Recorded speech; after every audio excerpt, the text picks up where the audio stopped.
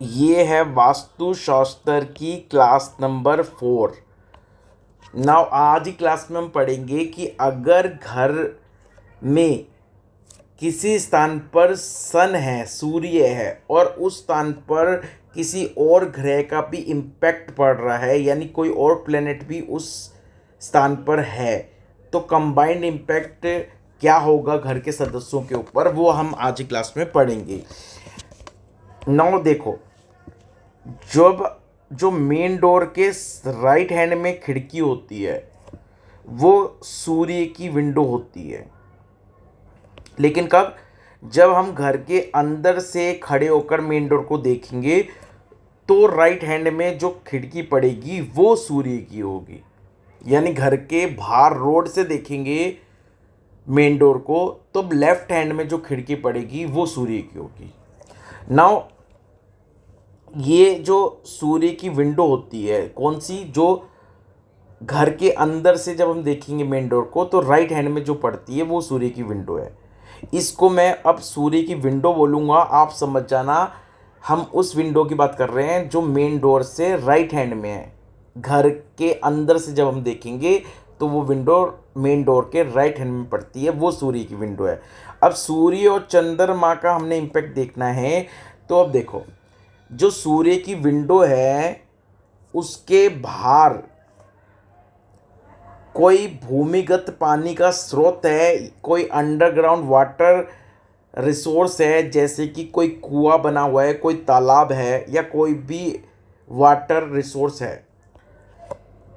तो उस घर का कोई ना कोई मेंबर बाहर ही घूमता रहता होगा। यानी उसका जॉब भी ऐसा होगा जहाँ घर से बाहर उसको जाना पड़ता होगा। या फिर ऐसे जातक का जो बेटा होता है उसको सक्सेस घर से दूर जाकर किसी स्थान पर मिलती है।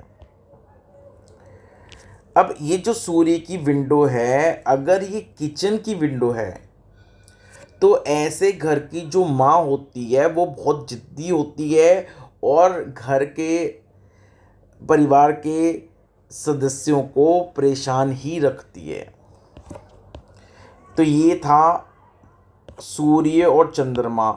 पानी भी चंद्रमा है और माँ भी चंद्रमा है। सूर्य के साथ चंद्रमा का इम्पैक्ट हमने देखा। अब आ जाओ सूर्य और मंगल।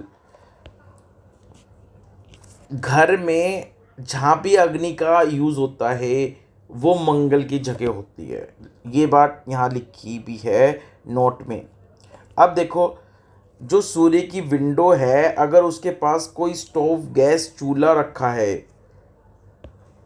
तो उस घर का पति उतावला होता है, जल्दी आवेश में आ जाता है, छोटी छोटी बातों में जोश में आ जाता है। एक बात और, जिस घर में एक से ज़्यादा चूल्हे हो, स्टोव हो, गैस हो, तो उस घर की पत्नी कभी भी अपने पति की इनकम पे डिपेंड नहीं रहती। वो खुद घर के एक्सपेंस को कंट्रीब्यूट करने के लिए जॉब करती है।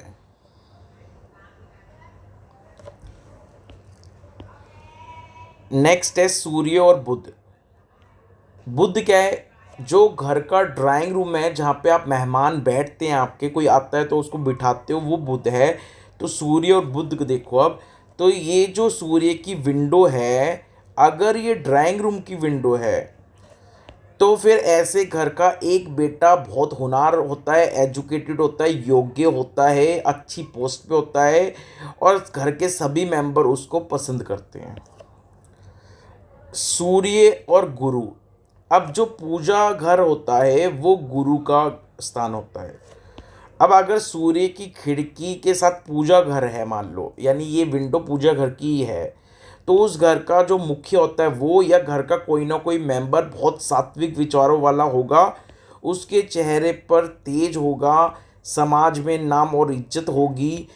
और ये जो सूर्य और जुपिटर की पोजीशन बनती है, यानी कि ये जो सूर्य की खिड़की है पूजा घर की है, अगर ये पोजीशन है तो ये पोजीशन घर के बड़े बेटे के लिए बहुत ही लाभदायक है। अब अगर सूर्य की जो ये विंडो है इससे सीधी रोशनी पूजा घर में जा रही है तो फिर इस घर का मुखिया या इस घर का कोई ना कोई मेंबर ऐसा होगा जिसको मान सम्मान प्राप्त होगा, बहादुर होगा, वो धार्मिक होगा, सत्य को इम्पोर्टेंस देने वाला होगा, जैसा कहता होगा वैसा करता होगा, अभिमानी होगा, वुमेन की रिस्पेक्ट करने वाला होगा, सरकार से गवर्नमेंट से कोई आदर सम्मान मिलेगा या कोई ना कोई बेनिफिट मिलेगा, कई नौकर चाकर उसके अंडर में रहते होंगे। जिस घर में पैदा हुआ होगा उस घर में पुनर्जन्म होने की संभावना रहती है और इसका एक बेटा अच्छी पोजीशन और पद पर होता है। नाउ सूर्य प्लस शुक्र, शुक्र क्या है? तो जो पति पत्नी का बेडरूम है वो शुक्र है, या फिर घर में जहाँ पे आप कैश पैसा सोना रखते हो वो शुक्र है। अब ये जो सूर्य की विंडो है, अगर ये बेडरूम की विंडो है और इस विंडो पर सूर्य की किरणें सीधी आ रही हैं, तो फिर क्या होगा? तो फिर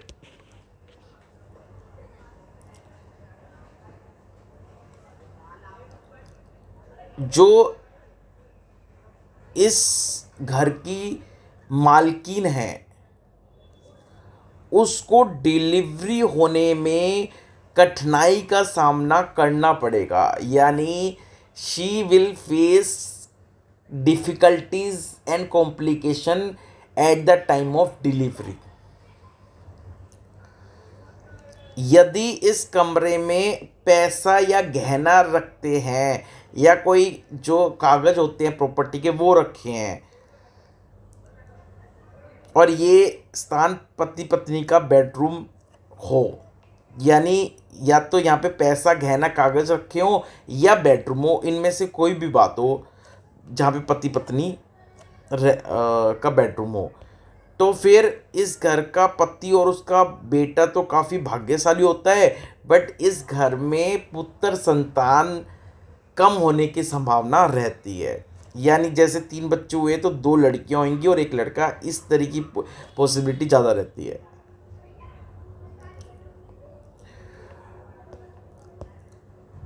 तो ये था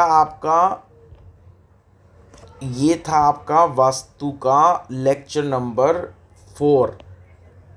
ये था आपका वास्तु का लेक्चर नंबर 4, जिसमें हमने अभी सूर्य और चंद्र, सूर्य और मंगल, सूर्य बुध और सूर्य गुरु का इम्पैक्ट देखा। अब लेक्चर नंबर 5 में क्या है?